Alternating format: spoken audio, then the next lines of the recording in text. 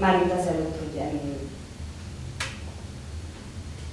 Próbáltam arra törekedni, hogy ne külsőséges eszközökhöz nyúljak, hanem hogy a gondolkodását, a személyiségét próbáltam magamon átfolyatni. Általában ez úgy van, hogy próbálok egyes szám első személyben beszélni, és amiről azt gondolom, hogy ő máshogy van vele, mint én lennék, azt egy kicsit hangolgatom. Szuperpizza futár emberként született valahol Afrikában, de a szülei halála után földön kívüliek fogadták örökbe, és a Spacograto X5.9 bolygón a gigabetalogomet naprendszerben nevelték fel. Az a trükk a darabban, hogy nem is igazából a testvérének az elvesztése fáj, hanem a szüleinek a viselkedése, hogy megváltozik iránta. A mama azt mondta neki, hogy Szelim hazarepült a családjához Törökországba, és ott szép lassan meggyógyul.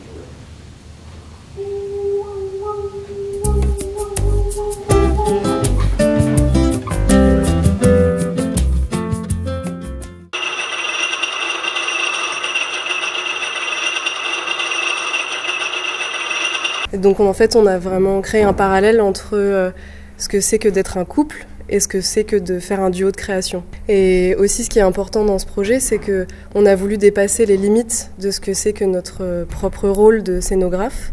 Et c'est pour ça qu'on a décidé aussi de créer la mise en scène, le scénario, la lumière, le son, et de tout faire nous-mêmes, et finalement de jouer nous-mêmes les deux personnages de ce couple. Married her and forced her to play house. Well, yes, but what if this man, the husband, what if he loved her at the end, as much as he loved her at the beginning? Et on a des intérêts communs, donc c'est pas difficile, mais c'est aussi intéressant de chercher là où justement on s'entend pas, où on n'est pas d'accord dans la création, pour trouver du dialogue en fait dans la différence qu'on a, la différence de nous deux.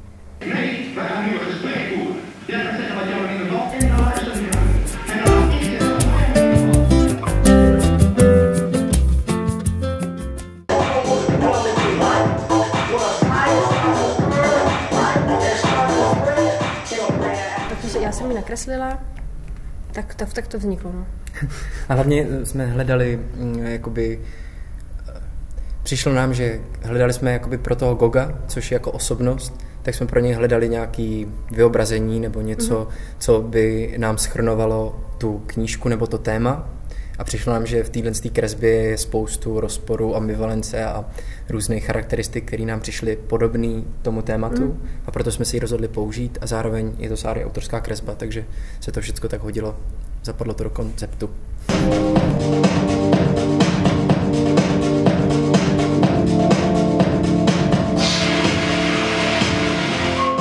Tak Gog je vlastně něco, co má každý v sobě.